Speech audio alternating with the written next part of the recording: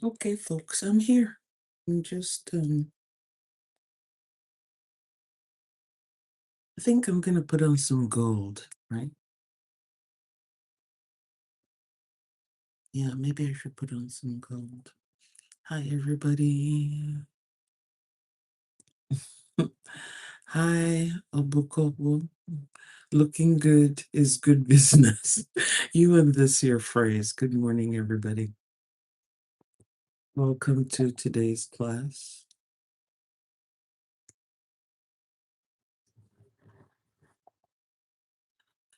Hello, Miss Kiona.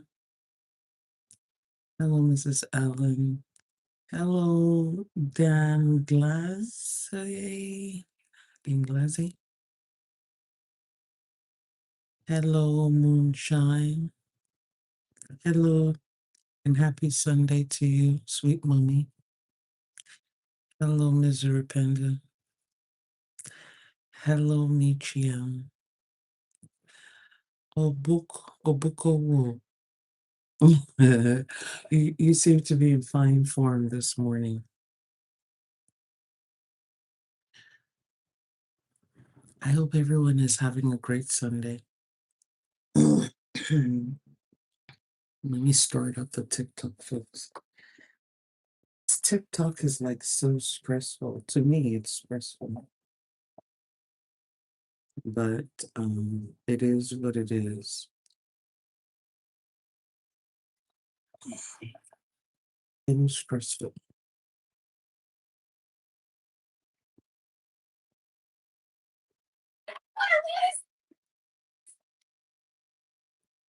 It is stressful.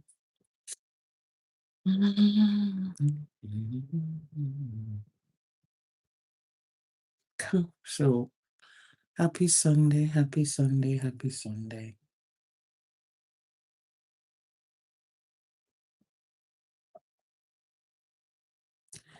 May our petitions and invocations be honored by our spirit guides today and our spiritual crew. Ashe.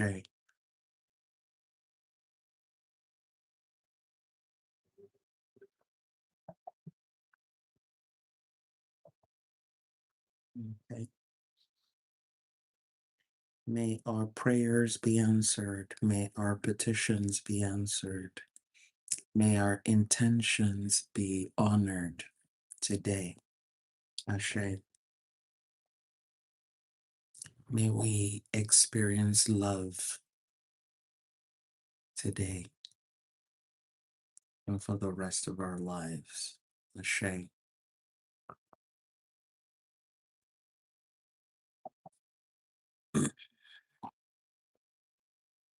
May we experience abundance for the rest of our lives, starting from today, Ashe.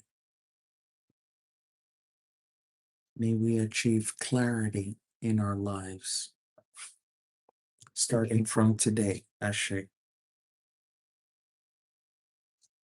Let me put this device up here. Tilt here. Yeah.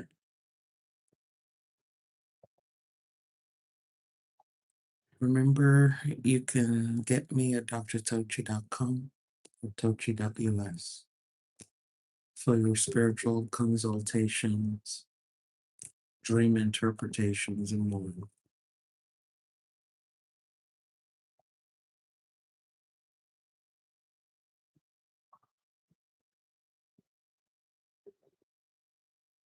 Today is the day we start our level 1 Reclaim Your Authority retreat. And I warmly welcome all those who have taken the time to sign up.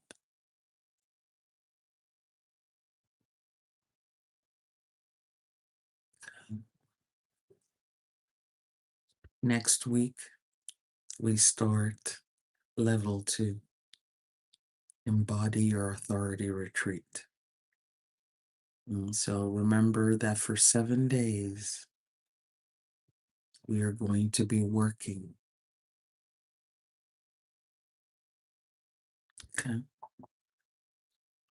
For the next 7 days, you will be challenged, but it's for your own good. You will feel uncomfortable, but you will come through on the other side with your eyes wide open, not eyes wide shut. Remember, there used to be a movie back in the day, Eyes Wide Shut? Well, you're going. The end expectation is that you're going to come through this with your eyes wide open. Okay.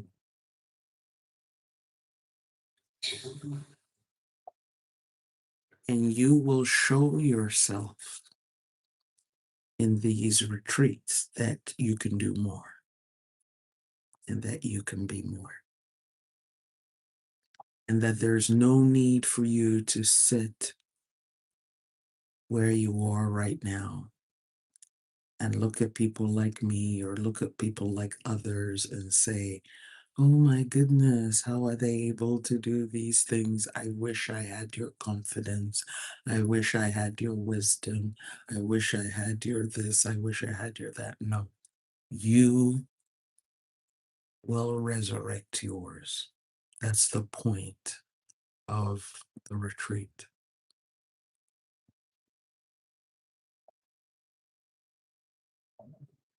Okay. Samantha, thank you for letting me know. Hold on. Hold on.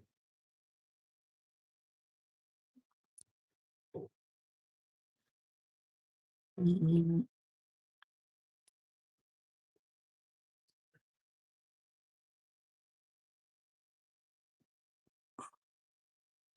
Okay, let me know if you can hear me now. I just attached a microphone.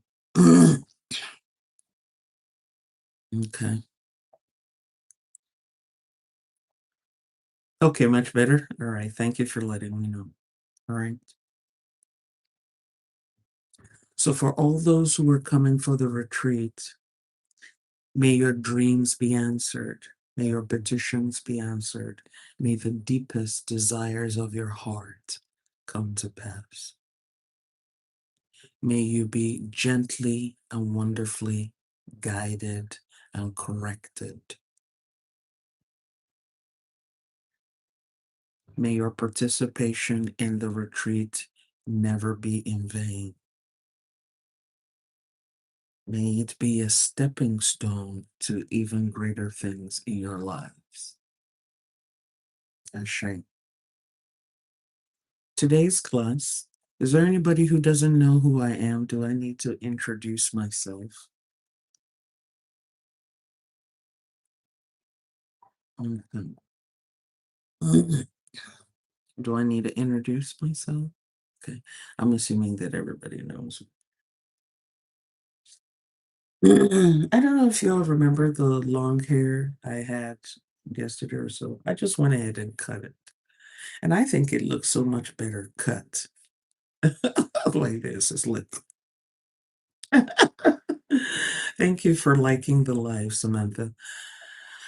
Remember to like and share the class. That lets other people know that we are in session. Okay.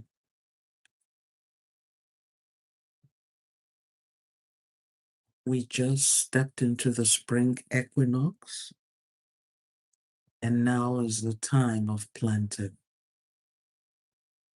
After the period of being hidden for so long. And for those who are in the southern hemisphere, you are getting ready to go into hibernation. You are getting ready to rest. If you are in the southern hemisphere, you just step through the fall equinox or the autumn equinox. And now is a period you need to start gathering yourself together. Start getting rid of things that you no longer need. Because when you go into your winter, it'll be like a gestation period. You will be like a baby in the womb, and you can start reinventing yourself and recreating yourself. This is for those who live in the southern hemisphere who are with us today. For those who are in the northern hemisphere, like myself, excuse me.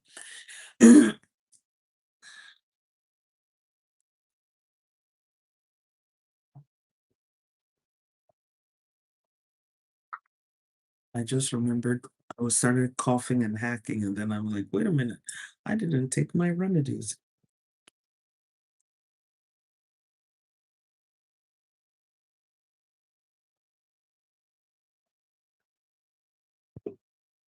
Some of these bitter herbs.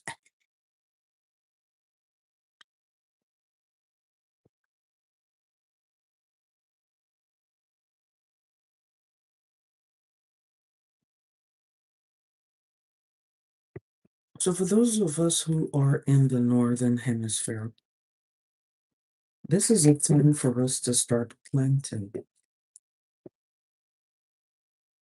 to start looking and saying, this is how I want to be. Or if you are how you want to be, you start saying, I want to be more of this. I want to be an evolved version of this. Okay.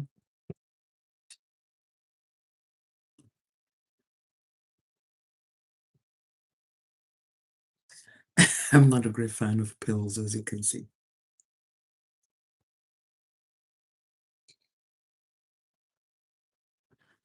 I want to be more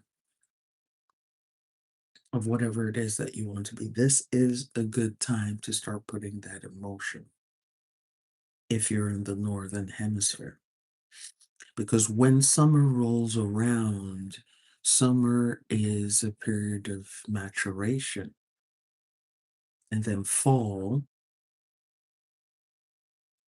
is the time for harvesting and separating what you want from what you don't want.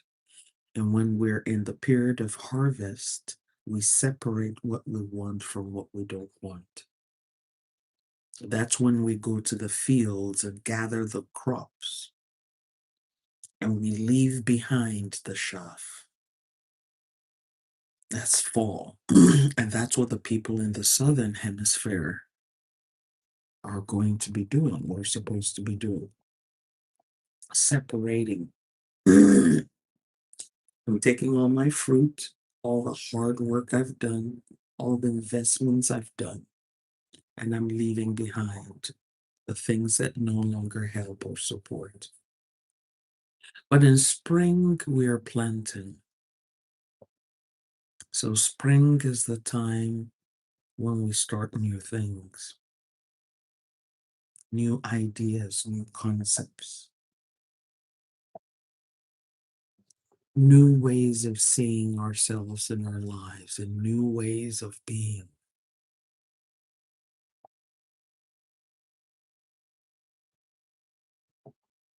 That's what we do in the spring. We clean up. We start doing our spring cleaning. We clean our homes. We clean our spaces, not just physically, but also energetically. If you have been putting off cleaning up your altar, putting off cleaning up your sacred spaces, your shrines, now is the time to start cleaning. And you clean them with intentionality and you clean them with reverence. You're not going in there and say, okay, I'm done. No. You look at your altar and you pick up each object in your altar.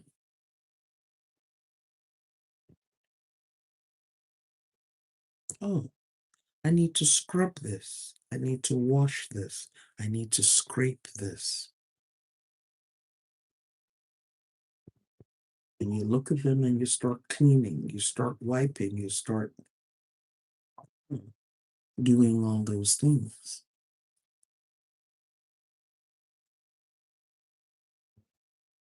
Now is the time to do that.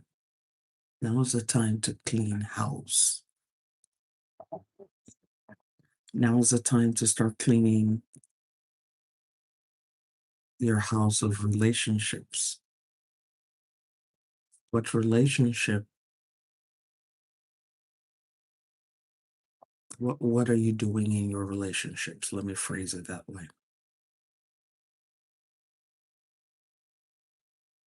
What are you doing?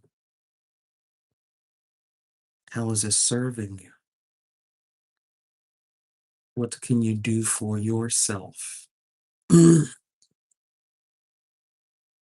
that relationship? And I don't care what kind of relationship it is, whether it's a family relationship, a work relationship, a business relationship. You examine it, you take it up and you examine it, you look at it.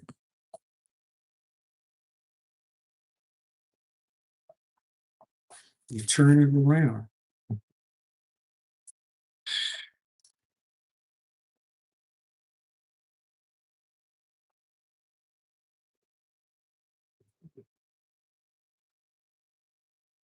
You ask yourself the hard questions.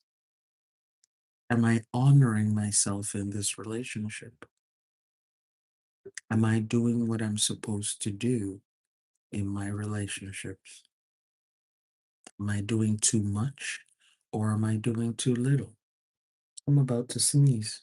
I think I'm about to sneeze. You know how you feel that little tickle there? Yeah. Because sometimes we're not putting in enough energy in the relationship and it's suffering because we are not vested in it. And so we have to examine why we're not vested in the relationship. Am I just being lazy? Or is there something about this relationship that I need to examine, that I need to revisit?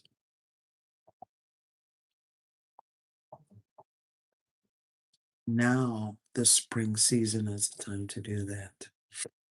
Do I need to spruce up my relationship? Does my relationship need new ideas?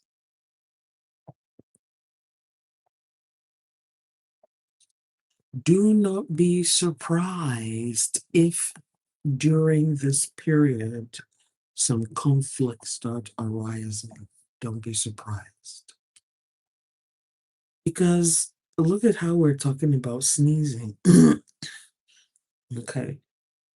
I picked up my incense burner thing and I started opening it up.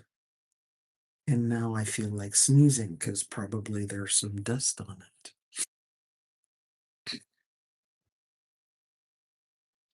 That's what happens when you start cleaning. Things are stirred up, and you will react to the things that are being stirred up. It doesn't necessarily mean that it's a bad thing. Like they say, not all conflict is bad conflict. There's some conflict that is necessary in order to clear the air. I repeat, there are some kinds of conflict that are necessary in order to clear the air.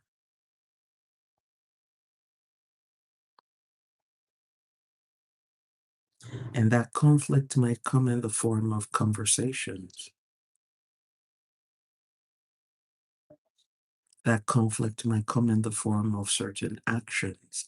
I'm no longer going to be doing this, or I'm no longer going to be doing that. I'm now going to start doing this, and I'm going to start doing that. That also can be forms of conflict, but it will be necessary conflict. Learn how to lean into necessary conflict. I repeat, learn how to lean into necessary conflict. Is there anybody who doesn't understand what that means? Because I'm here to explain it if you didn't get it. Learn how to lean into necessary conflicts. Thank you, Samantha.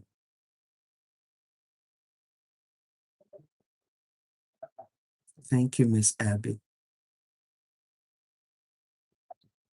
Learn how to lean into it and stand there until the issue is resolved.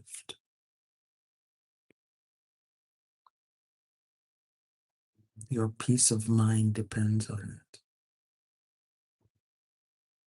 Your progress depends on it.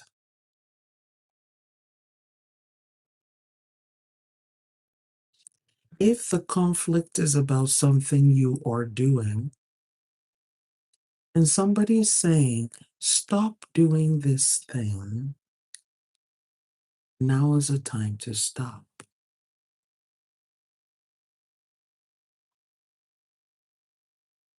If somebody says, what you're doing is making me unhappy, take your ego out of the equation. Stop.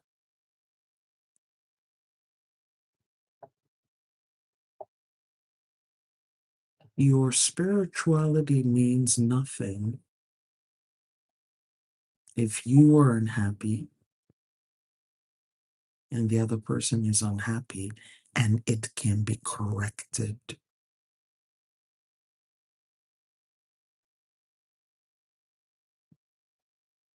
If a person says stop, stop. Don't let your ego say, well, I am right, or like, you'll say the Americans will say, it's guaranteed in my constitution, or however it is said here, is guaranteed by my constitution. Is I have the right of association, I have the right freedom of speech, I have the freedom of association, I have the freedom of this, freedom of that. No, no, no, no. Your freedom ends where the freedom of the other person begins. There is no shame, and I want you to hear me on this. There is no shame in stopping what makes the other person important to you unhappy, as long as it's not infringing on your dignity and your safety.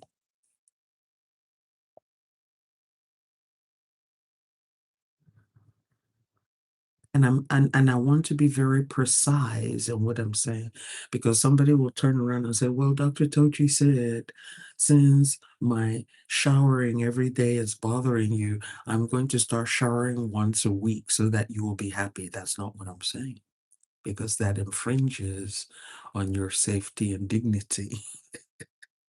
That infringes on your safety and your dignity. So that's not what I'm saying. Okay.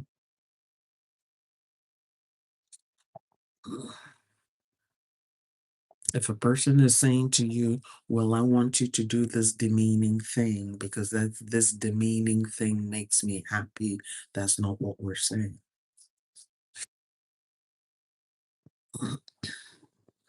What I am saying is, if, for example, a person says, let's say your husband or your boyfriend or your wife or your girlfriend says,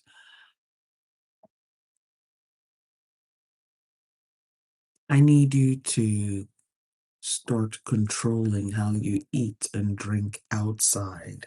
And here are the repercussions of what you were doing out there. You need to stop. You need to stop the eating and the drinking outside." If a person is saying to you, "You're always yelling at me and screaming at me, you need to stop so that we can start having conversations like adults. You need to stop."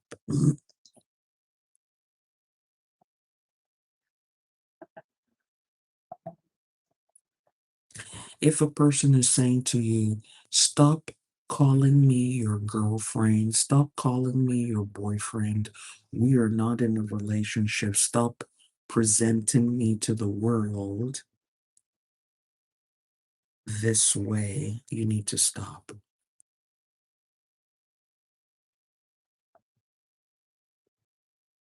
If someone says, "Stop addressing me this way," you need to stop. "Stop talking to me this way," you need to stop. I hope you're picking up what we're dropping here.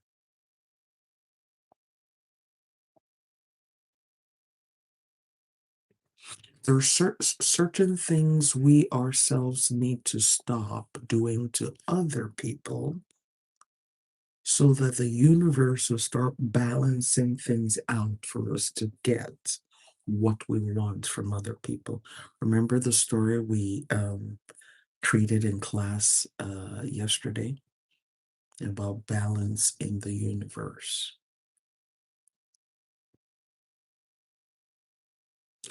There is no shame.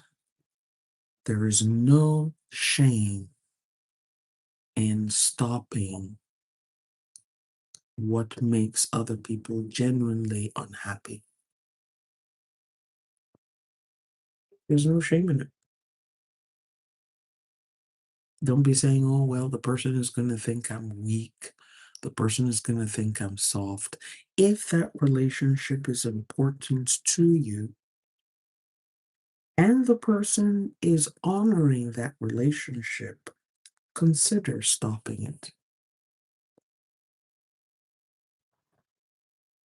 If your boss likes you, pays you well, gives you liberties on the job, and says, "I really wish you would show up for work on time," start showing up for work on time. Say to yourself, "This person is going out of their way to make me happy. This person is going out of their way to make me comfortable.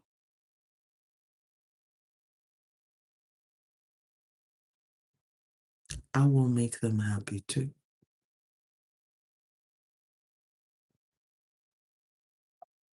I will exert myself to make them happy because I want this relationship." So let's say, for instance, you enjoy your work, you enjoy the people at work, you have a good relationship at work with people, and so on and so on and so forth.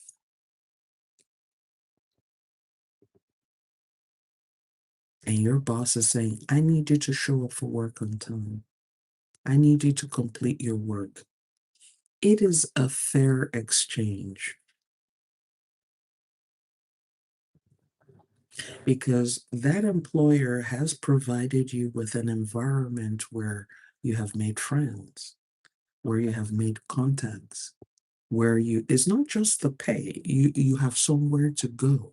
You've used that job to meet people you would not have met had you not been doing that job. Because I know when we're working jobs, especially when we're working for other people, we're only most of the times we're just focused on the paycheck. But there are other intrinsic benefits we get from that job.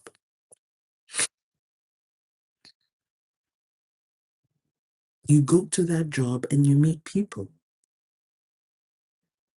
And you would have never met those people had you not been on that job. So that's a benefit to you.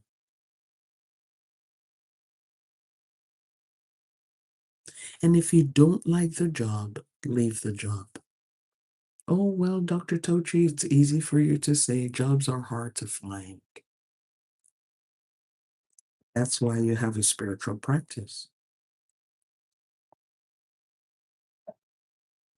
If jobs are hard to find, that's why you have a spiritual practice. You are not like somebody who does not have any kind of help. You have a spiritual practice. So I'm using the job one as an example because I know that when we talk about relationships, most of us are thinking about intimate relationships or just family relationships. If your mother is going out of her way to make you happy, go out of your way to make her happy. If your father is going out of his way to make you happy, go out of your way to make your father happy. If your sister is going out of her way to make you happy, go out of your way to make her happy. If your brother is going out of his way to make you happy, you too go out of your way to make him happy. Don't sit there and say, I am what I am. I am who I am. This is who I am. Everybody better accept me the way I am. I'm just the way I am. People better take it or leave it. That is why, when you have that attitude, that is why you have the problems you have. And the problems that come to you are not just from your relatives, but they come from the universe. Because the universe will always balance things out. So if somebody's giving you their heart and their love and their affection, and you are accepting it, you are accepting that love and affection. You are accepting that care, that attention, but you're not reciprocating. You will have to pay for it one way or the other.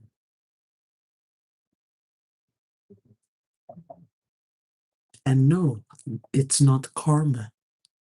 That's not the meaning of karma. Because I know someone will jump up and say, okay, that's karma. That is not the meaning of karma. It has nothing to do with karma. It is the spiritual balance, the spiritual principle of balance, or the spiritual principle of equilibrium.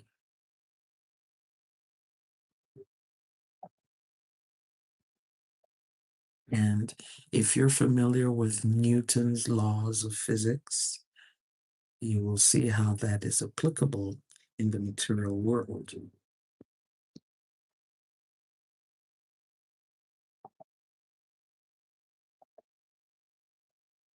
So sometimes it's not just about, oh, someone is cursing me or hexing me or putting witchcraft on me, or somebody is sending me the evil eye, and so on and so on and so forth. Everything is not the evil eye. Everything is not witchcraft. Everything is not curses. Everything is not hexes. Everything is everything is not that. A lot of times it's just balance. What is unbalanced in your life? So again, if you are in the northern hemisphere where we're in spring now is a good time to start looking at these things. And if you're in the southern hemisphere where you're in fall, you can still examine these things and start looking at what needs to be retired. What do you need to gather to yourself, and what do you need to let go? If you're in the northern hemisphere like myself, this is a time to do the cleaning. So I'm not just cleaning my house, I'm also cleaning myself. Now is a good time for detoxes. So we're not going to just detox the body, we're also going to detox the mind.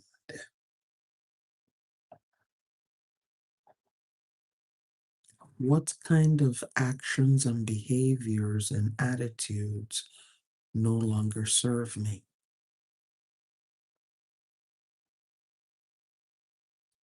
I repeat, what kind of actions and behaviors and attitudes no longer serve me?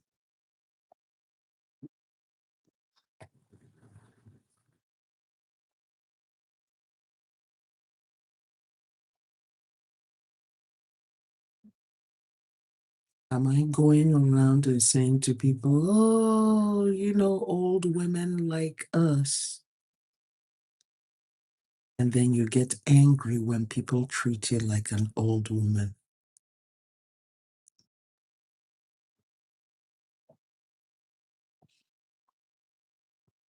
Old men like us. Then you get angry when people treat you like an old man. Thank you for sharing that, Samantha. Samantha says self-isolation no longer serves me. Bravo.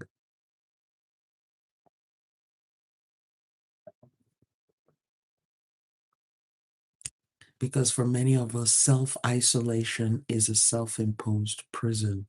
Nobody told you to isolate yourself.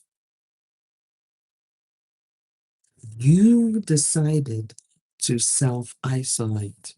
Thank you for sharing that.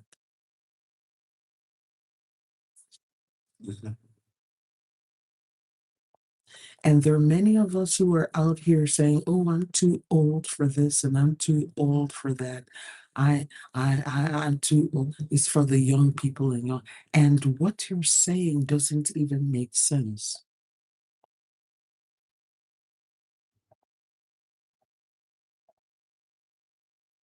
I remember when I was 27, I was calling myself old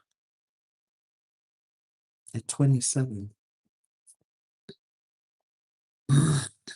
because everybody around me was younger.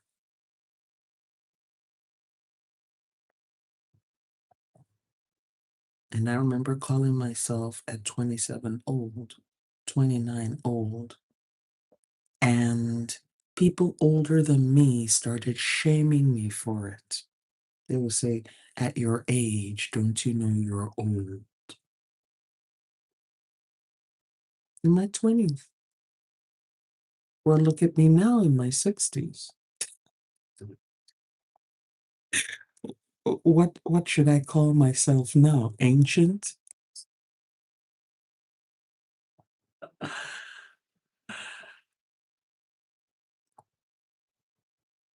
So the self-isolation starts in the mind, and we start applying self-isolating labels to ourselves. I'm too old. I'm too this, I'm too that. Those are labels.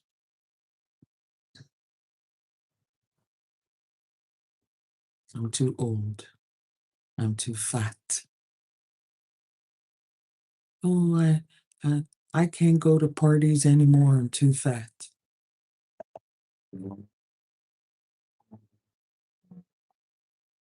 Okay, Miss Kiana says the proper term is seasoned. Seasoned with Laurie salt. But on a serious note, many of us apply self-isolating labels to ourselves. I'm too old, and you're just in your 30s. I'm too old, and you're just in your 40s. I'm too old, and you're just in your 50s. I'm too old, and you're just in your 60s. Oprah is 72.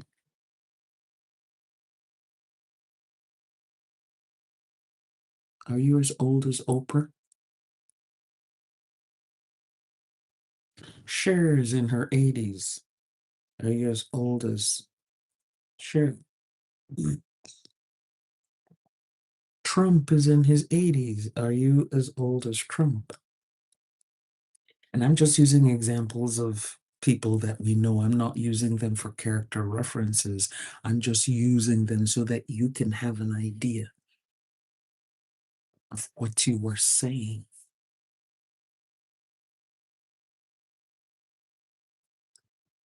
I'm too old.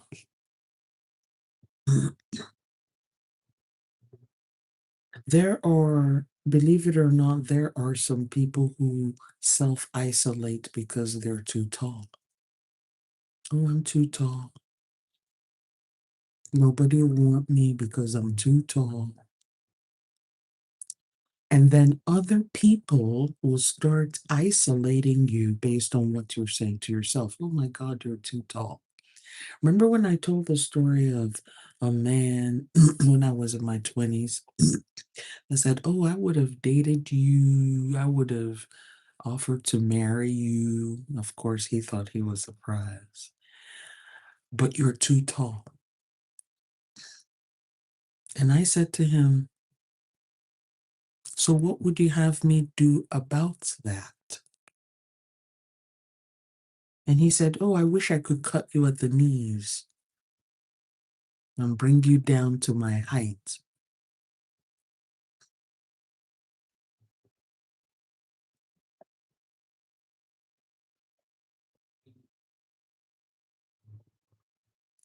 And I avoided him after that.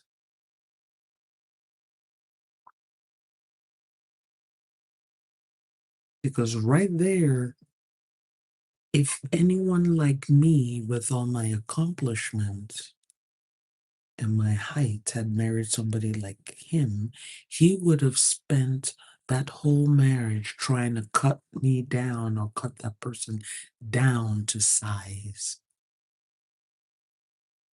That's what that statement means. I wish I could cut you down to size.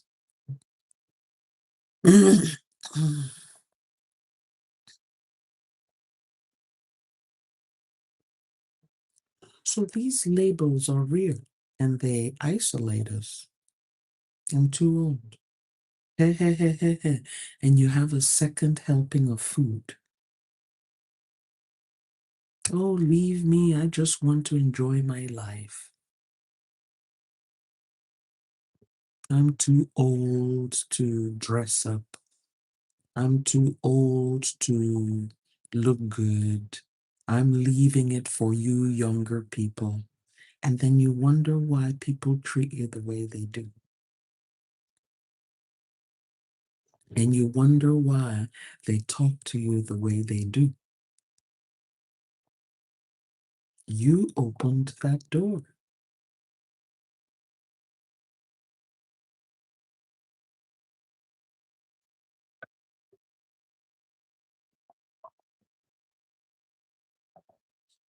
if you find yourself in a position where someone is labeling you the way that you don't like it, you need to stop and ask yourself, have I opened this door?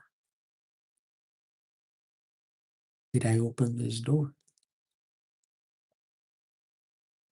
And if I open this door, how can I shut the door?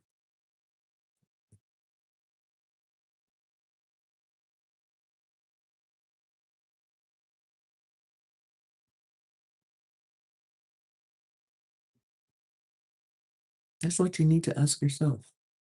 Now, excuse me, if you are a young person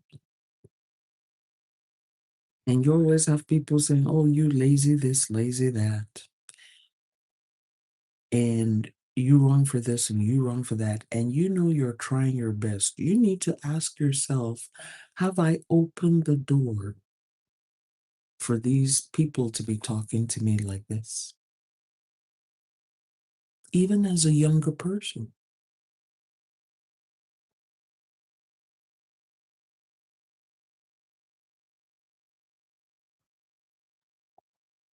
Well, they're always saying I'm lazy. They're saying I'm lazy. They're saying I'm not ambitious. I'm not motivated. Be honest with yourself. Is it true? And if it's not true, did you open that door?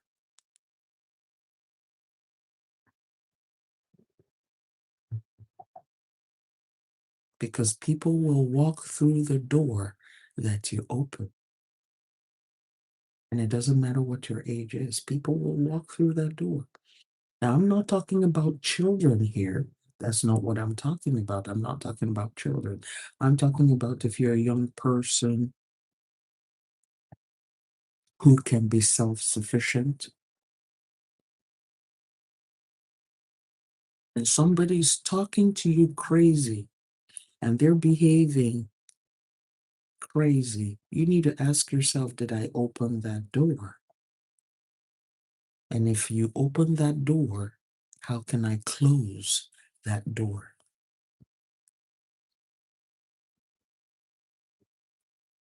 And one of the ways we open doors to that kind of labeling is by association.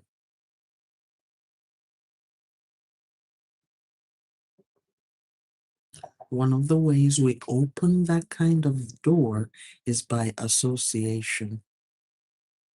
If I'm always sitting with you and I'm drinking with you and I'm hanging out with you and I'm living with you,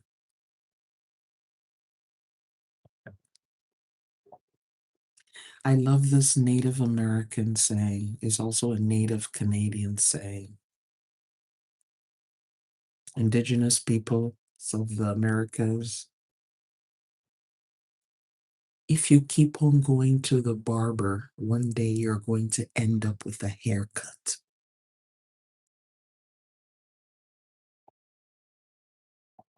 If you keep on going into that barber shop, you keep hanging out there at the barber shop, one day you are going to end up with a haircut.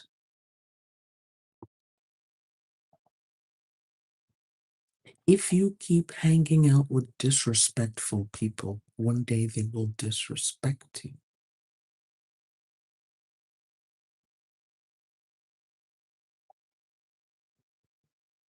If you hang out with disrespectful people, one day they will disrespect you. I don't care if they're your relatives. I don't care if they're your family members. If you keep out hanging out with them, hee hee ha ha haw hawing with them, one day it will be your turn. And don't expect them to make exceptions for you. Don't expect them to show you mercy. They will not show you mercy.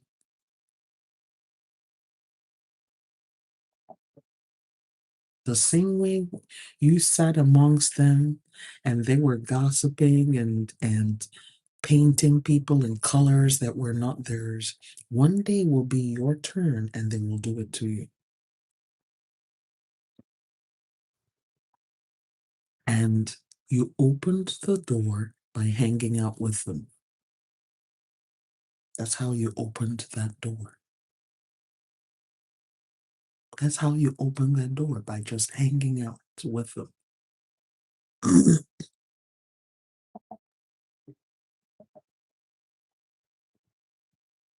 and you can't turn around and say, well, I'm a spiritual person, this shouldn't happen to me. It will.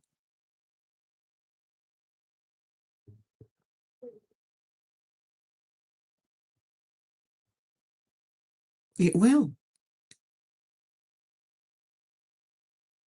Because your spiritual crew did not want you to be there in the first place.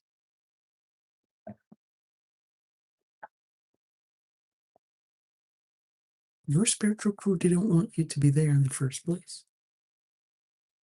And they were probably giving you signs and warnings. Your spiritual crew did not want you to be there.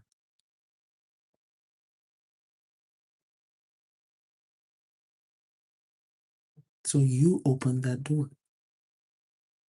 And there's no amount of invocations and prayers and offerings and rituals or whatever it is that you do in your spirituality or religion that will save you from that, because that's a door you opened.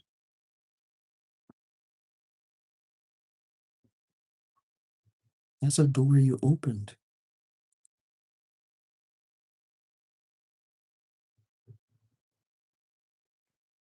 So ask yourself, this thing that is going on with me, this thing that I have been praying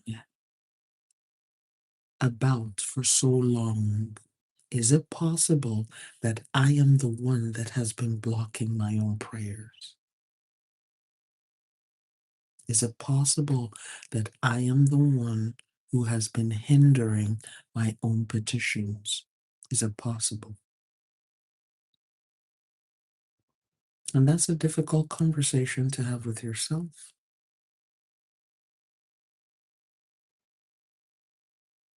Because our ego doesn't want us to be wrong. No, I couldn't possibly be wrong. No, it's not me. It has to be them. It's them. They did it. They did it to me. It's them. It's not me. I know myself. I would no.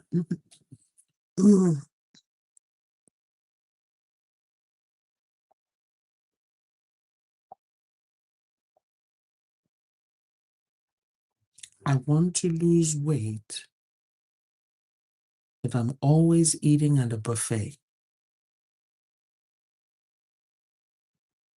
I want to lose weight, but I'm always hanging out with big people and eating big portions. The people I'm hanging out with do not control their food portions. They are not exercising. These are the people I'm hanging out with. How do you expect to lose that weight?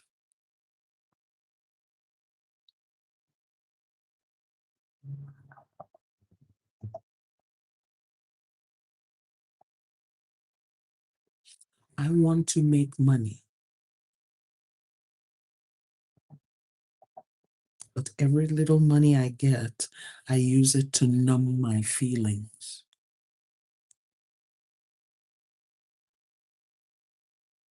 I want to make money, but every little money I make, I use it to numb my feelings. I go and buy food. I go on shopping sprees. I wonder why I don't have money. I hang out with people who are always into designer stuff, and I'm always buying designer stuff, and I wonder why I don't have money.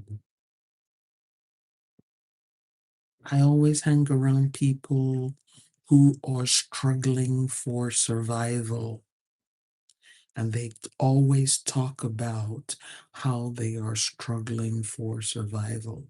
I wonder why I don't have money.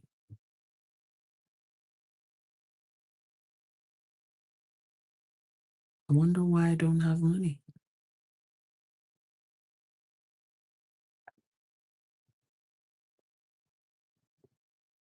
I'm always around people who are busy condemning billionaires and trillionaires and millionaires. All the time is talking about who's swindling who and who is embezzling who and who is deceiving who. And that's all the conversation I indulge in. And I wonder why I don't have money, why the spirit of wealth flees from me. I wonder why.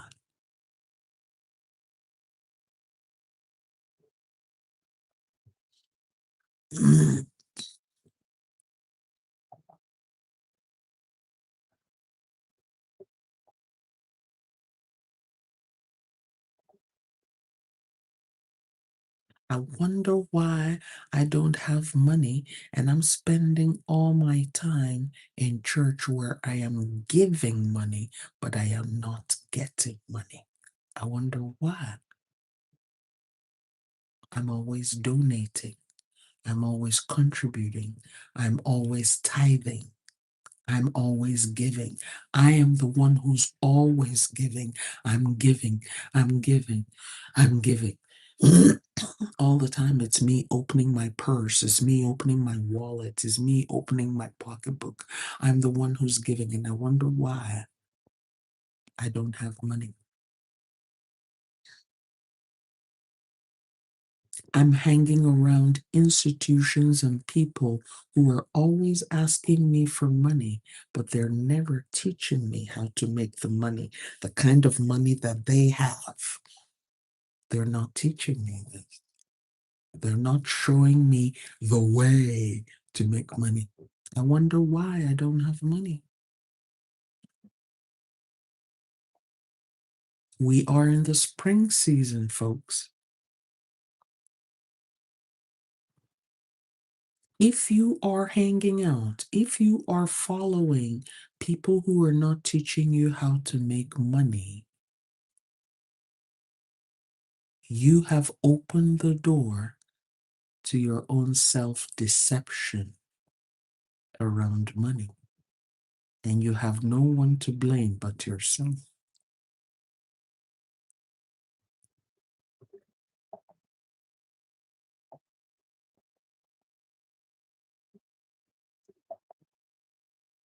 That's why I talk about money.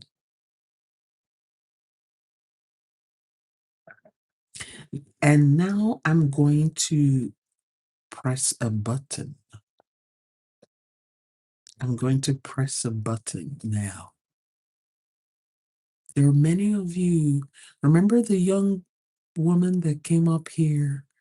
We were doing a class, a live on spiritual principles, and she came out of nowhere in my comment section, and she's like, your services are so expensive.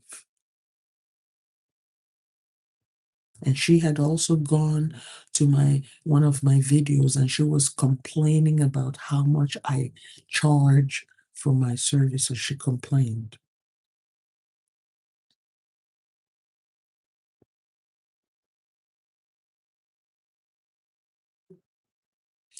If you hang out with a person like that, you will head to poverty. And many of us hang out with people like that. Wherever they go, they're complaining about money. They're complaining about how other people make money.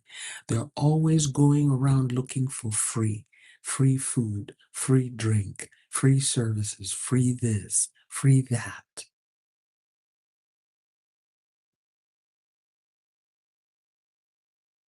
They don't know how to make money. They're not thinking about how to make money. They are not learning how to make money. But they want you to roil around with them in the mud and go, oh, we don't have money. This person is expensive.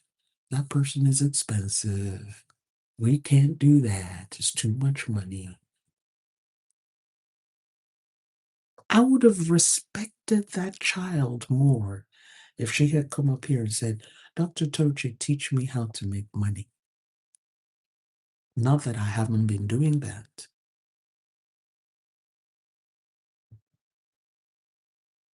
And there are some of you in class today who are like that. You're just quiet because you don't want me to bite into you. There's some of you who are in class today who are just like that. But you're holding your peace. You're like, no, I don't want Dr. Tochi to make suya out of me. Now is the time for you to ask yourself, what am I doing when it comes to money? I know you've done your prayers, you've done your invocations, you've done rituals, you've done spells, you've done fasting, you've done casting, you've done binding, you've done contributions, tithings, donations, and everything. You've done zakat, you've done sadaq in order to make money. Okay, you've done all those things, but what concrete action steps have you taken to make money? Who is teaching you how to make money?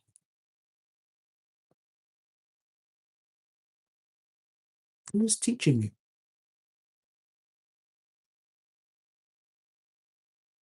When was the last time you had a conversation with someone about how you can make money?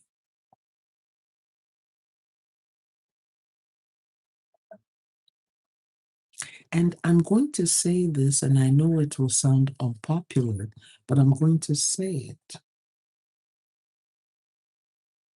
There are certain levels of your spirituality that will remain locked to you until you have the money to access it.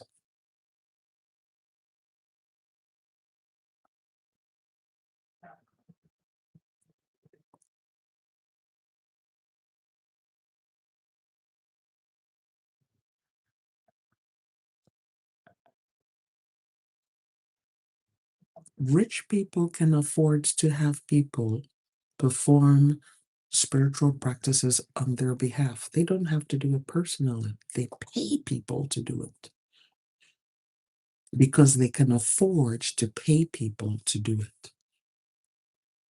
And that should be your goal. Your goal should be I need to be so materially comfortable that the things I cannot do for myself, I will pay and I will have the money to pay someone to do it for me. It is not uncommon for rich people to pay people to pray for them, to do spells for them, to do rituals for them. It is not uncommon. And so when they're talking about spirituality, they have the time to do retreats. They have the time to do meditation. They have the time to do self-actualization. They have time to do embodiment. They have the time to do sovereignty exercises because they can afford it.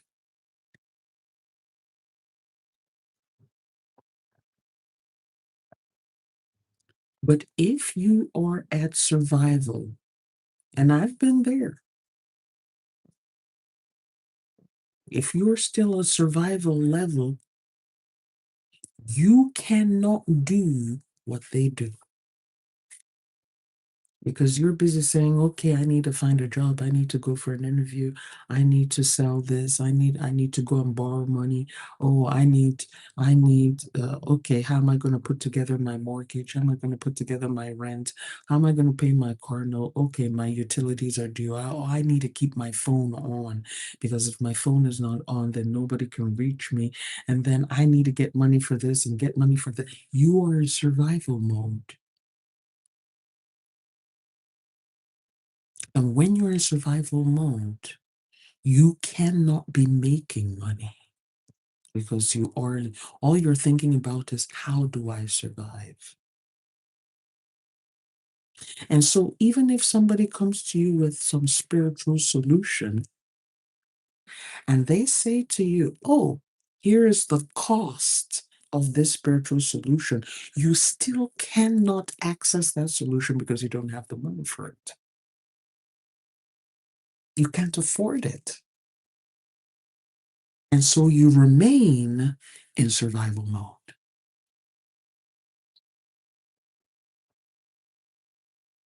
This is why every time you will hear me saying multiple streams of income, follow people who can teach you how to make money. Money is the currency of this world. I don't care how spiritual you are. Money is the lifeblood of this reality. That is why your pastors are amassing money. There's a reason why your imams, your sheikhs, your alfas, your muftis, your evangelists, your apostles, your prophets and prophetesses, and all these people, your priests, all these people you give titles, this is the reason why they amass money. Because money is the blood of this reality we are living in.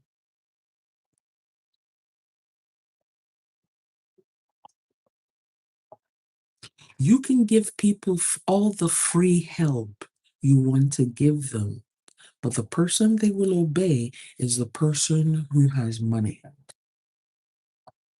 The person they will glorify is the person who has money. The person whose advice they will listen to is not the free advice. They will listen to the advice of the person who has money. This is why people listen to celebrities. This is why you see somebody saying, oh, my papa no be Dangote or Adeleke. They're singing about Dangote and Adeleke, Adenuga. When was the last time somebody sang about your own father or your mother? Dangote is used as reference. I think he's the richest black man in Africa. He's using, do you know how many songs Dangote, his name, has a, he didn't pay for the publicity. He has not paid for it.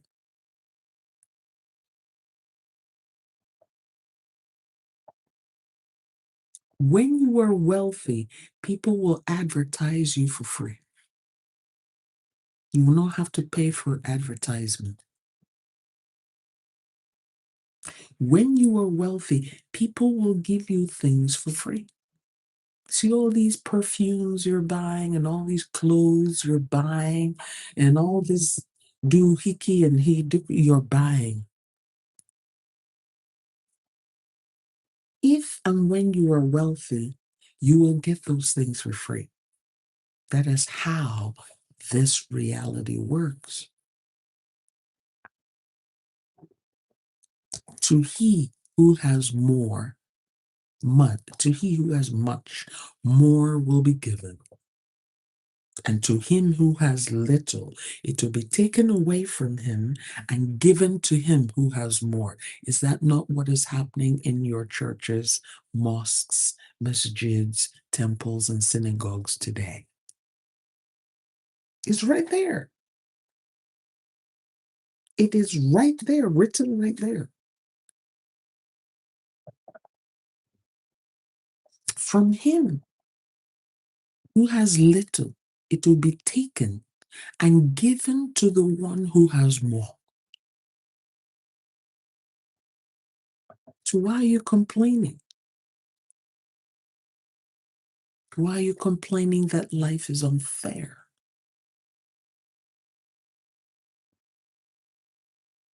Why are you complaining that life is unfair? You have already been told.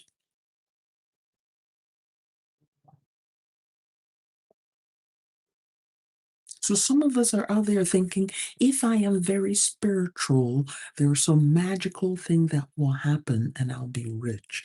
I'm here to tell you that that's not how it works.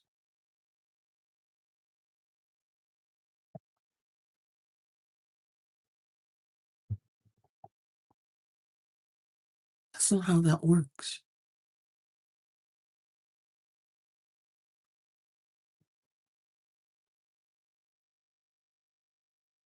Thank you for sharing the live, and Jerry.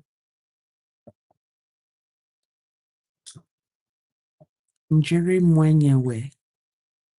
Thank you for sharing the live.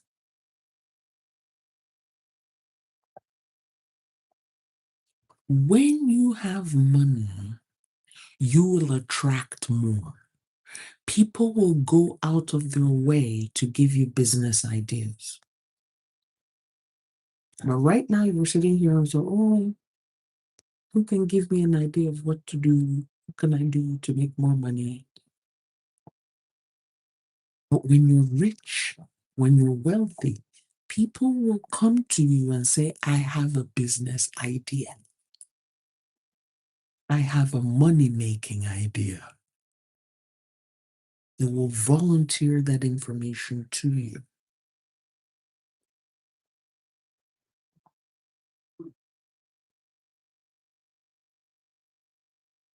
This is why I'm always preaching, in all you're getting, get money, get wealth, get money. Not wisdom. I'm not saying in all you're getting, get wisdom, because wisdom without money is just motivational speaking. And many of us are out here in these streets, we're just motivational speakers. We're just motivational speakers. We don't have money. So we're just motivational speakers. People come, oh, okay, let me hear what she's saying today.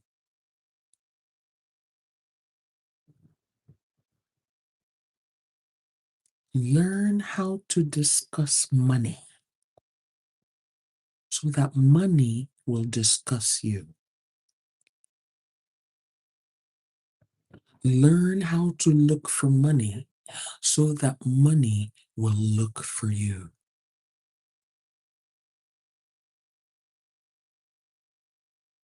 Learn how to make money so that money will make you.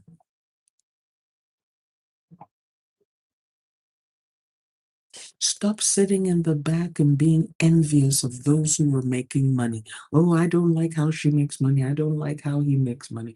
He's making it the wrong way. She's making it the wrong way. Mind your business. Go and make your own money. Mind your own business. Go and make your money. Mind your own business.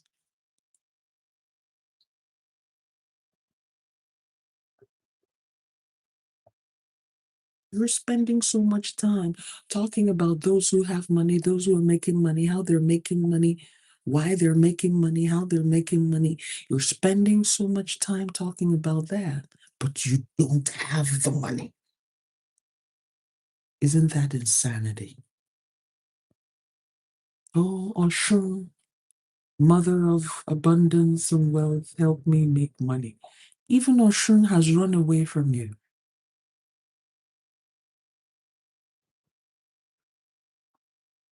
Oshun ran away. Because Oshun is like, okay, you've done the rituals, you've given me offerings. You don't hang around people who make money. You don't talk about making money. You're not even making yourself attractive to money. Why are you calling my name? Oh, Oshun, help me. Mother of prosperity, help me. Okay, if Oshun is not going to help me, let me try Yamaya.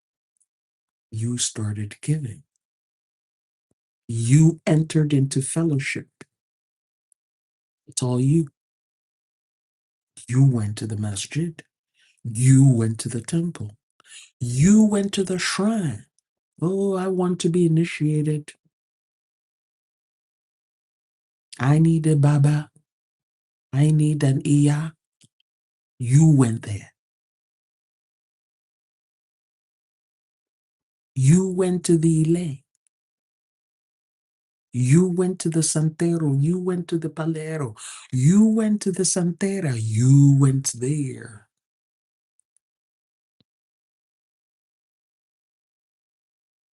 You went to the madrina. You went to the padrino. You went there.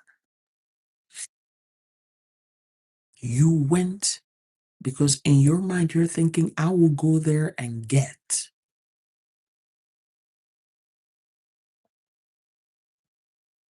But you have to pay to get. You have to pay to get.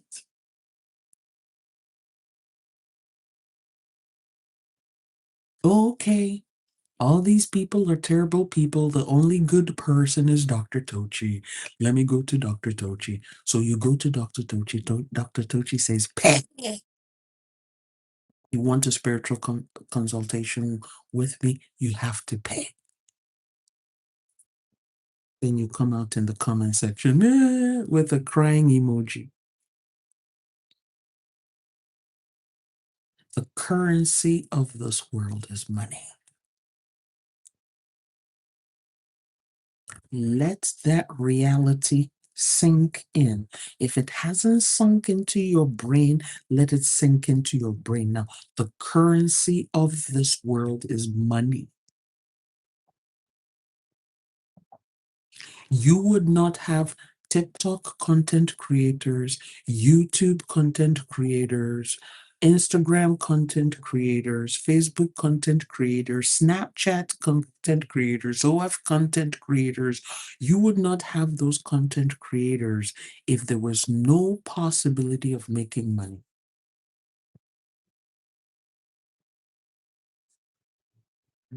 I myself am here for the money.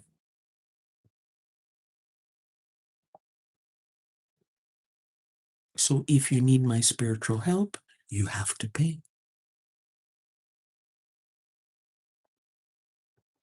It's as simple as that. You have to pay. And if you can't afford me, I can't help you. That's my boundary.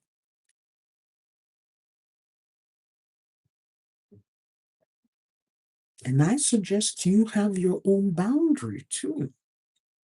Nothing prevents you from having your own boundary. Don't be sitting there saying, oh my God, I can't believe she said that. I thought she was spiritual. Wow. Nothing prevents you from setting your own boundary.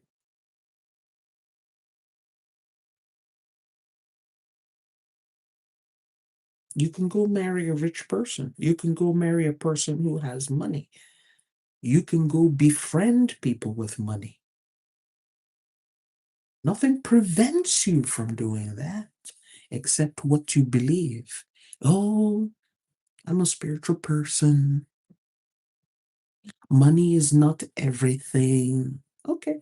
If money is not everything, why are you here?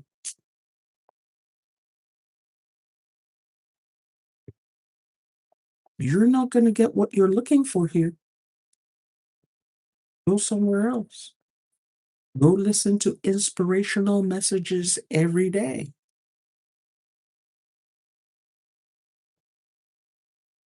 We need to be honest with ourselves. We need to be honest with ourselves.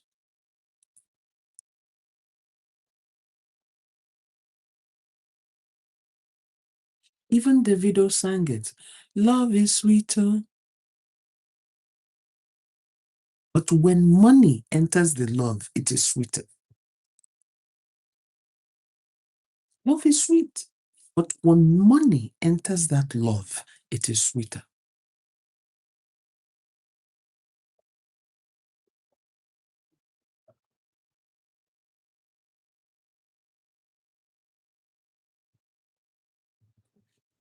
Is anyone picking up what we're dropping here?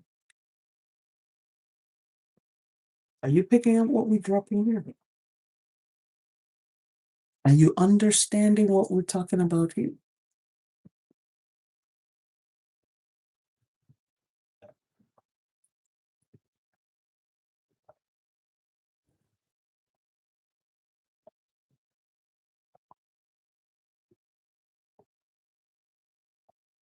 Thank you. There is no level of spirituality you will attain on this earth as a human being without money.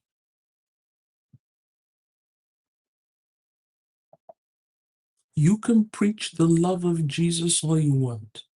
You can preach the love of Allah all you want. You can preach the love of Krishna all you want. You can preach the love of Abatala all you want.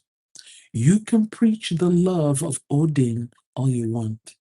You can preach the love of Hecate all you want.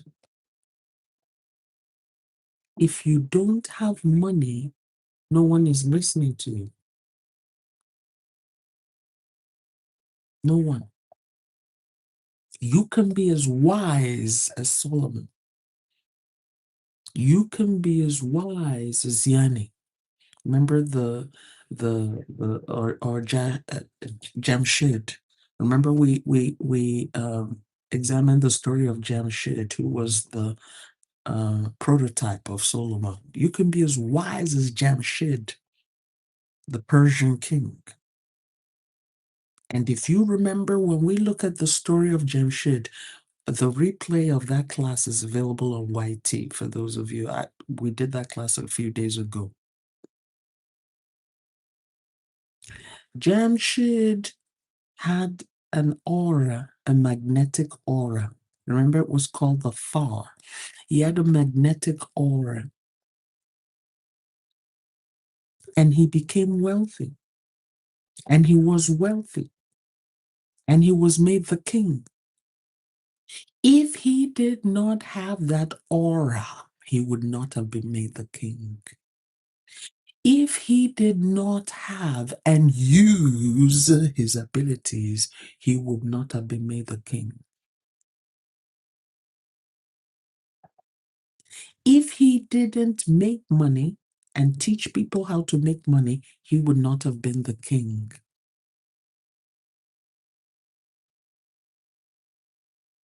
He taught his people how to become rich.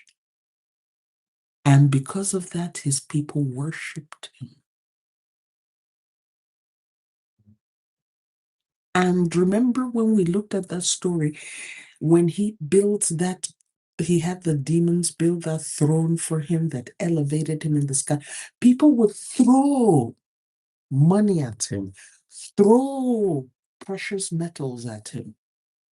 He had more, but they were giving him from the little they had. They were giving him more, even though he had more than they did. They willingly did this. They willingly took the little they had and were throwing it at him and praising him and venerating him and worshiping him as he was in that throne in the sky.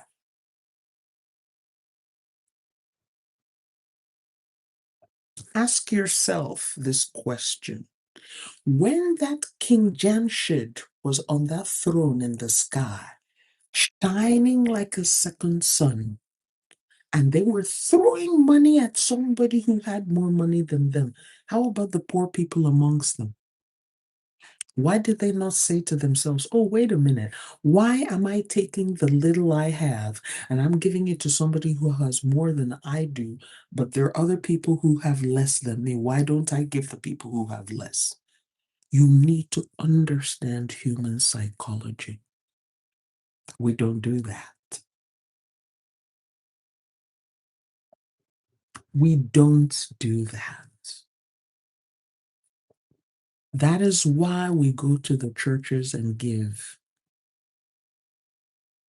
Doesn't mean we don't know poor people that we can pick up off the street, clean them up, help them, set them up in a business and support their lives, change their lives. We know them, we see them, but would rather give to the person who has more because they're somewhere in our magical thinking.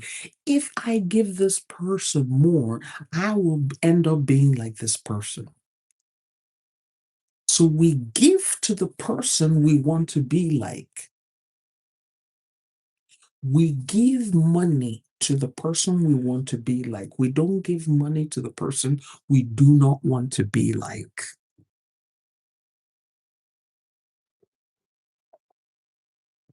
We give money to the person we want to be like. We don't give money to the person we don't want to be like.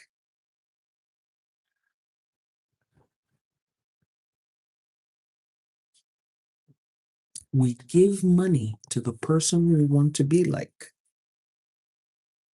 to the one we admire. We want to be like them. We aspire to be like them, so we give them. We don't give to the people we don't want to be like.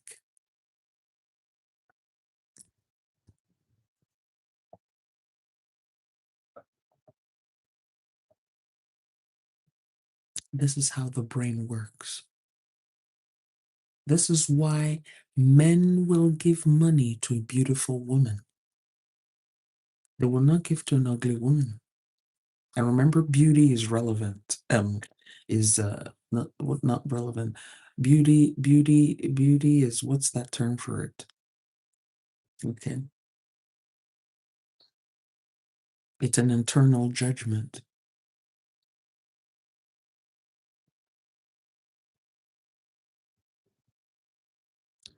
That's why people will give to a beautiful woman, but they will not give to an ugly woman.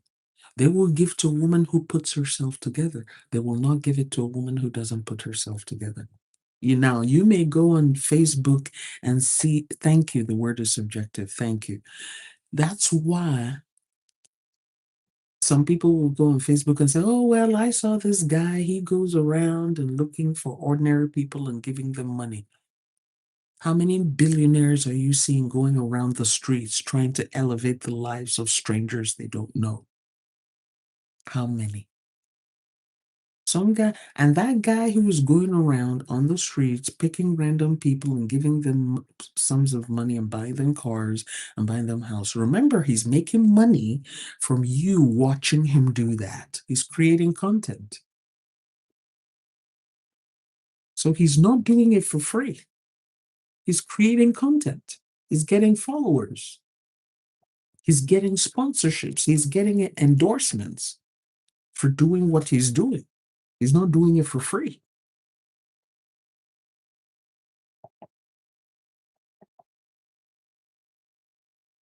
As he's putting out this money, other money is coming into him, and he's putting out the money, and other money is coming to him. How many times have you ever seen Oprah on the streets of Houston saying, okay, let me look for some random person here and change their lives? No, but she will do it on her show because she knows if she does it on the show, she gets more viewers. If she gets more viewers, her ratings are high. If her ratings are high, she gets the revenue and revenue.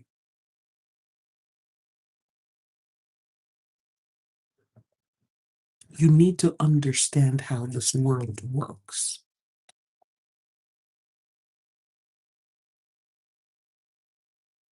Those who have money don't just give for no reason. They have a reason for giving, and rightfully so.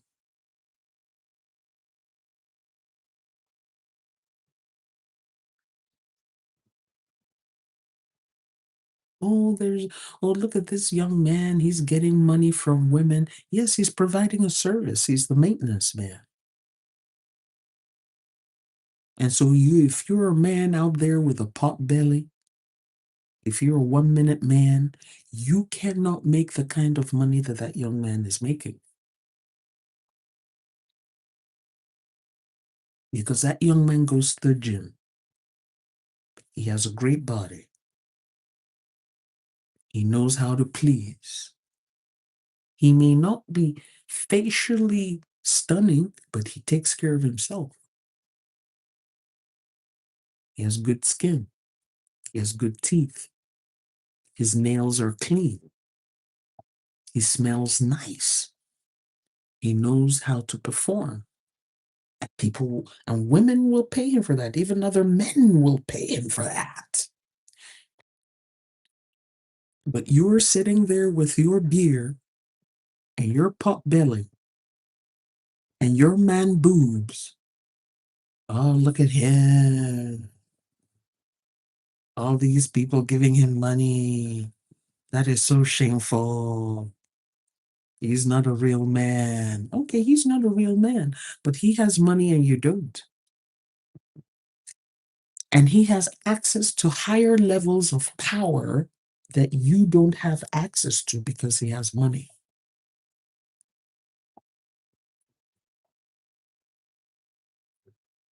And you're sitting down there saying with your Bible or your Quran or whatever book it is you have, and you say, I'm spiritual. There are certain things your spirituality will do for you, and certain things your spirituality will not do for you.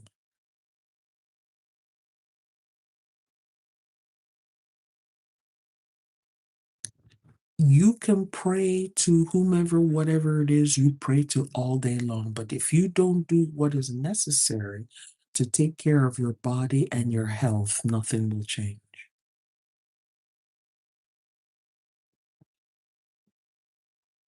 You can pray to whoever, whatever it is that you want to pray to, and believe in whatever you want to pray, believe in, okay? If you need a medical intervention and you have access to that medical intervention, and for whatever reason you don't access that medical intervention, you will suffer. You will suffer.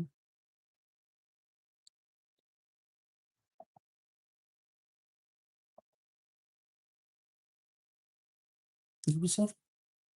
There's no amount of hiki haka haka hiki that is going to save you.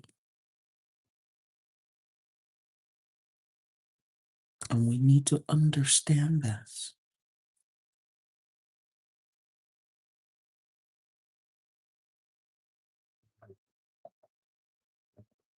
Some of us think, oh, all I need to do is just be spiritual. I don't need to do anything else. Just all I need to do is be spiritual. And you have a health condition. You need surgery. Oh, I don't have money. I don't have money, so I'm just going to pray, and I know God will do the miracle. Do you now see why money is important? You can pray all you want. If you don't have the money to pay them bills, you will not get treated. You will not. There was this guy, those of you who are Nigerian might know this guy. I forgot his name. Remember the guy who used to sing a lot of gospel music? I think he was an Igbo guy. He would sing, and he sang so beautifully. He, like, they would invite him to come and sing, and people would be falling out, and they will be accepting Jesus and accepting Christ. And people, all these pastors and general overseers, they would do all these revivals and conferences and things, and they would call this guy to sing, and he would sing, and he would sing and sing and sing, and people be so touched and so convicted, and there'll be so many souls won for Christ.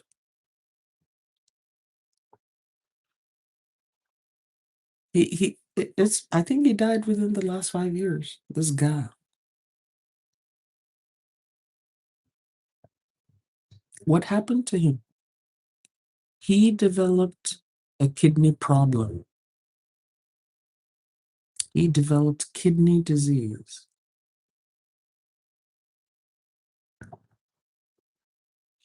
Why did pastors like Jeremiah, there's a whole bunch of them, when it was down to the wire, they started contributing money to try to send him to India for treatment. Why did they, the powerful pastors, these are like these pastors, Jeremiah and the others that contributed money for him, why did they contribute money?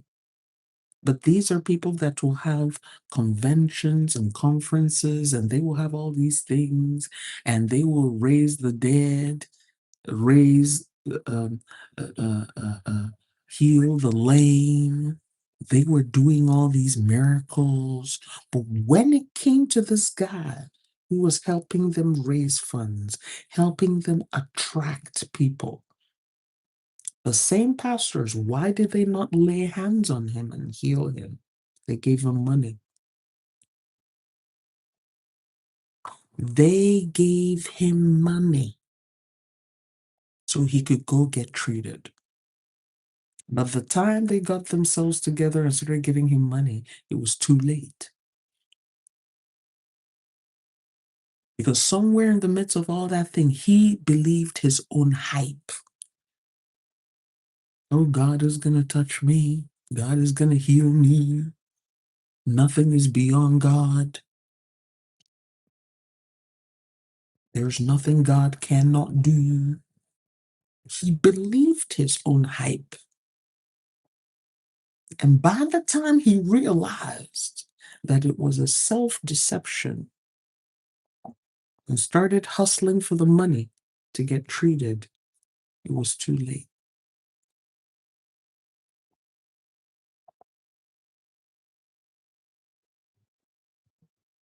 At the end of the day, he had to start hustling for money. So if you know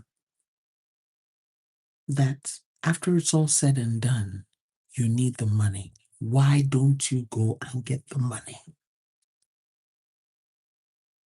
After it's all said and done, you still need the money. Why don't you get the money? Wow, it doesn't make sense. It don't make no kind of sense. So, dearly beloved, let me sound like a pastor. If you are with people, with persons who are not willing to teach you how to make money, you are in a losing relationship.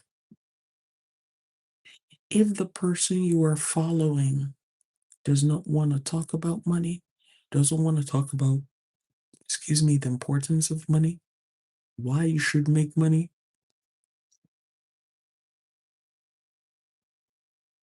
you are being deceived. If the person you're with or following is just saying, okay, all you need is faith, all you need is magic, all you need is a ritual, all you need is a spell, all you need is a prayer, all you need is a petition, all you need is an invocation, all you need. You're being deceived.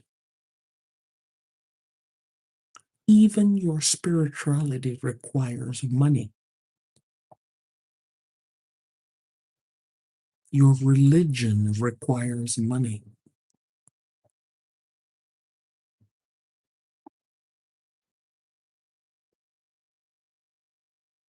Requires money. Well, Dr. Tochi, in my church, I don't give a lot of money. But I'm well known in my church and blah, blah, blah, blah, blah. Yeah. And how do they know you? Do they know you as the taker? The one who's always there for the free food and the free handouts? Are you known as a volunteer who never goes home? You're the one who's cleaning, sweeping, wiping, ushering, serving, holding, defending, protecting. What you're not giving in cash, you're giving in energy. Because that church will not tolerate you if you're not giving anything. So if you're not giving them money, you're giving them energy. Oh, yeah, I'm the usher, I'm the cleaner, I'm the musician, I'm in the band. No, I'm part of the IT group, the audiovisual group, I'm a member of the choir. You are giving. You are giving.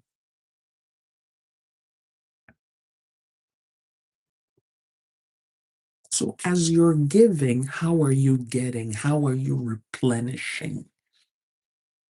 How? If you're spending, let's say you went to church on a Sunday and you put in 4 hours, if you were at a place of employment, how much would you earn in 4 hours? Oh, I'm doing it for God. Okay. Why are you suffering?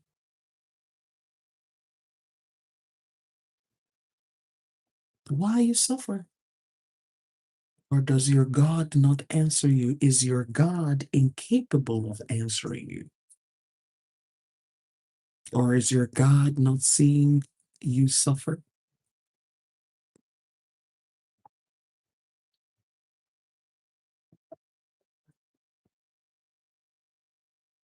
Learn how to align yourself with the people who challenge your thinking.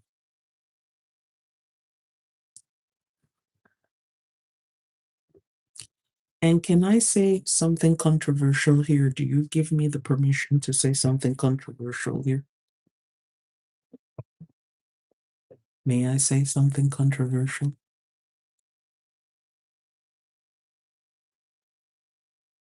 May I say something that will challenge your thinking?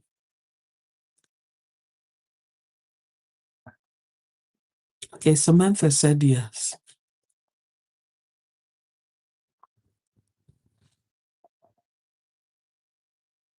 I love stingy people.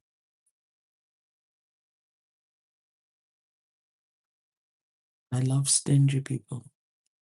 Because when you have dealt with a stingy person, and a stingy person has dealt with you,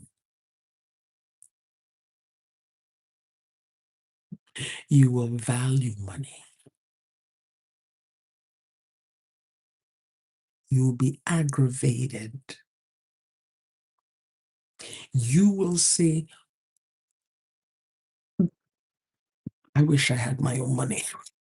Yeah.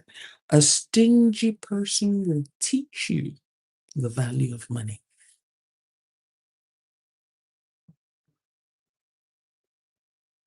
A stingy person, if you let them, a stingy person will teach you the value of self-respect.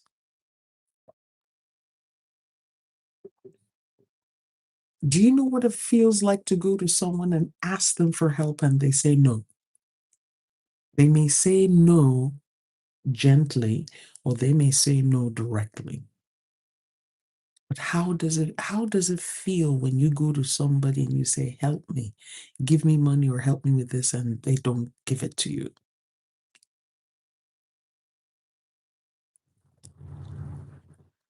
How does it feel? That stingy person is your master teacher. That stingy person is not the weapon formed against you, because some people are like, well, this is a weapon fashioned against me. No, they're not. That stingy person is your master teacher.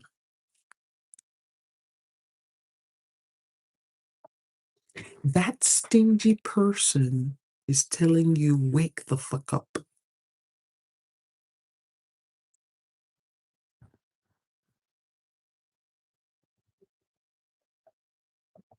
That stingy person is telling you, wake up, go and get yours.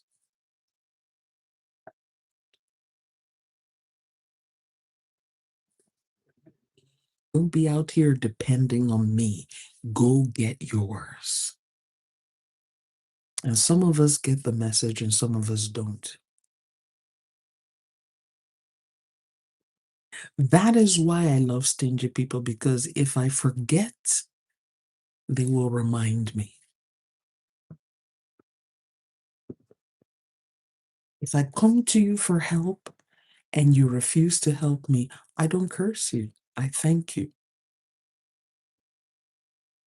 Because you have just sent my brain back to factory settings. You just reset me back to factory settings. So I can't be angry at you.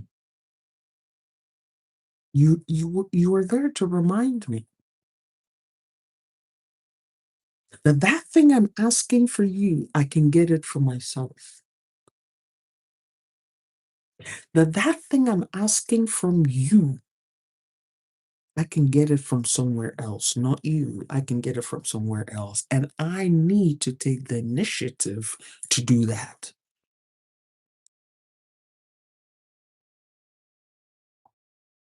That thing you're refusing to give me, I can get it for myself and I can get it from somewhere else and I can put in effort and get it.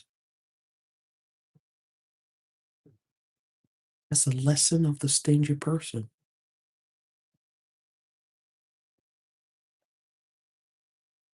So if somebody doesn't want to help you, don't sit there and go, they're being so stingy. Why are they like this? No, it's a clear sign for you to go get yours.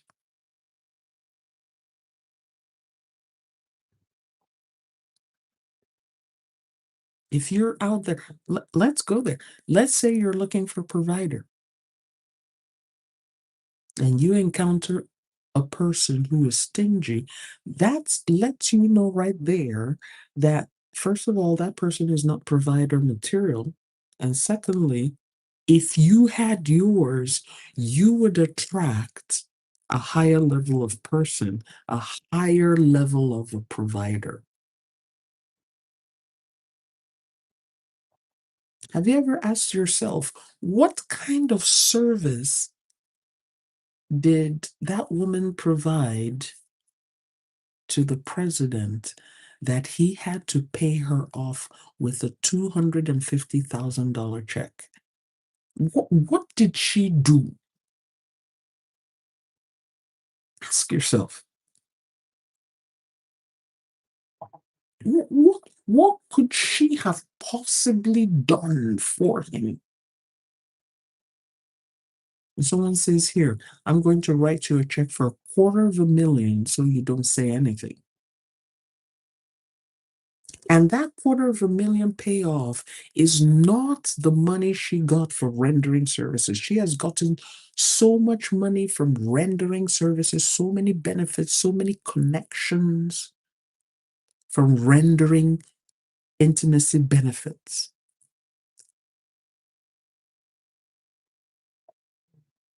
What is it not the same anatomy that we have, that she has?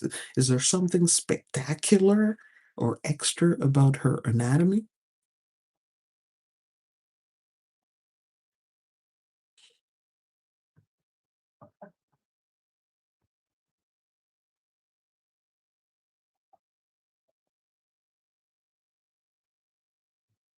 So don't get involved in the emotionality of it. Just think of this from a rational, pragmatic point of view.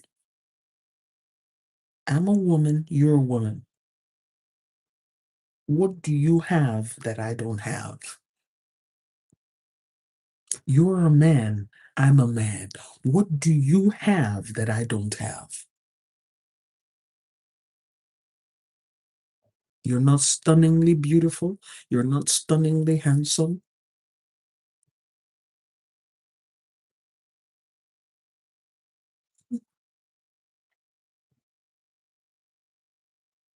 It is money that attracts more money.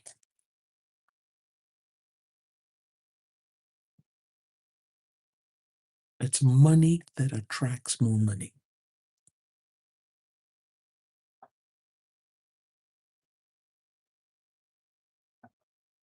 And so when you're trying to break into that money, you have to make yourself attractive to the money.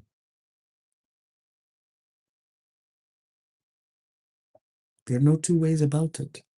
People give business to their friends, not to their enemies. People give jobs to their friends, people they know, not to their enemies. Nobody wakes up in the morning and says, well, I want to hire my enemy. Nobody does that. People want to start a business. They go look for their friends, people they have a relationship with. They start business with somebody they know. How do you become someone that is known? Make yourself attractive. And make yourself visible. If you isolate yourself, no one will see you. And if no one sees you, no one will be attracted to you. And if no one is attracted to you, they will not do things for you. So the bottom line, step one, make yourself attractive. I'm not saying make yourself into a beauty queen. I am not saying make yourself into a beauty king. Just make yourself attractive.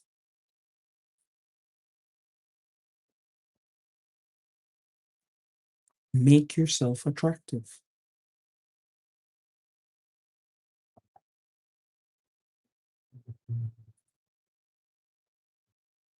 If you have to go on YouTube, TikTok, Facebook, Instagram, wherever it is that people go and have to learn how to make yourself attractive, go and do it. The eyes eat before the mouth does. That's a saying. So understand there are certain things your spirituality will do for you, and there are certain things your spirituality cannot do for you. There are certain things that even your spiritual crew will not and cannot do for you if you do not play your own part. When you wake up first thing in the morning, encourage yourself. Don't be waiting for someone to encourage you. Encourage yourself first. I'm loved. I'm attractive. I'm beautiful. I'm powerful. I'm guided. I'm protected. I'm healed. I'm healthy. I'm wealthy. Have a plan. How am I going to make myself intellectually attractive, physically attractive, spiritually attractive, emotionally attractive, financially attractive? And the reason, let me explain again, the reason why you're doing this is because if you have, you will get more. But if you don't have, the little that you have will be taken from you and given to someone else who has more.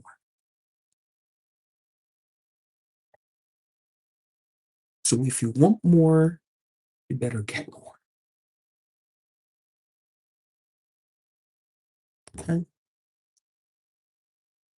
Thank you for coming to class. Retreat attendees, I will open the doors 15 to 20 minutes before the session starts today.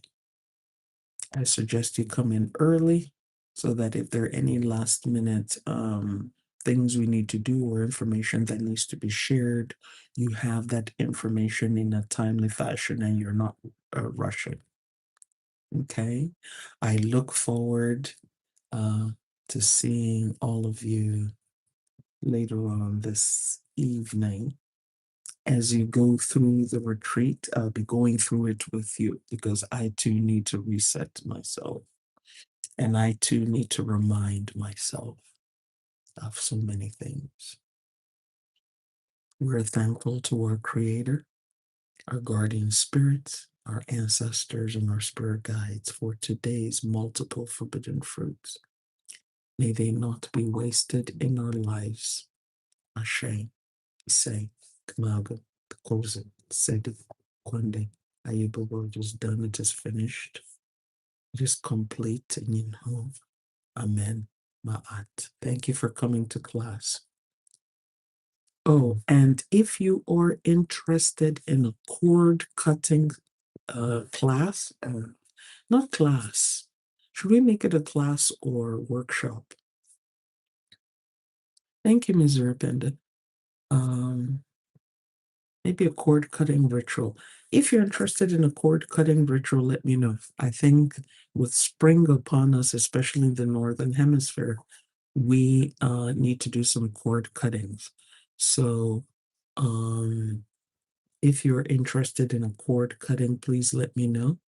And because I'm thinking of setting up a cord cutting ritual. We had a grief ritual a couple of weeks ago. And so now we can do some cord cutting, right? You're so welcome. Thank you, Elder Light. Thank you, Ms. Rupenda. Thank you, Ms. Stephanie. Hello, Bella Keisha. Ms. Bella, I hope you are on track.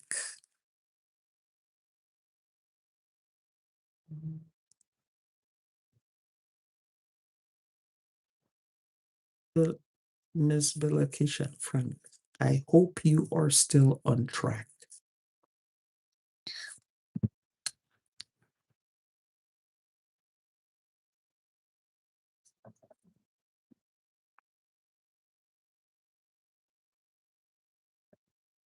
I have a spinning thing here, but I don't know. I think TikTok was trying to do something here, so I'll talk to you all later. Thank you for coming to class, and see you all tomorrow. Remember to like and to follow so you'll know whenever I come on live. See, that's the, I don't know what's going on with TikTok.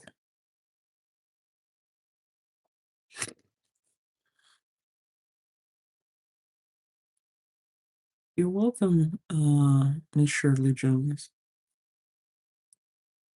Okay, Stephanie. Okay, all right.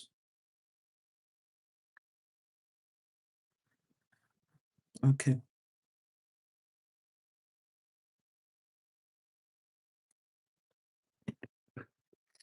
Remember that you don't give up and you don't stop until you achieve your objective, okay? Don't give up. Don't stop until you achieve your objective, okay?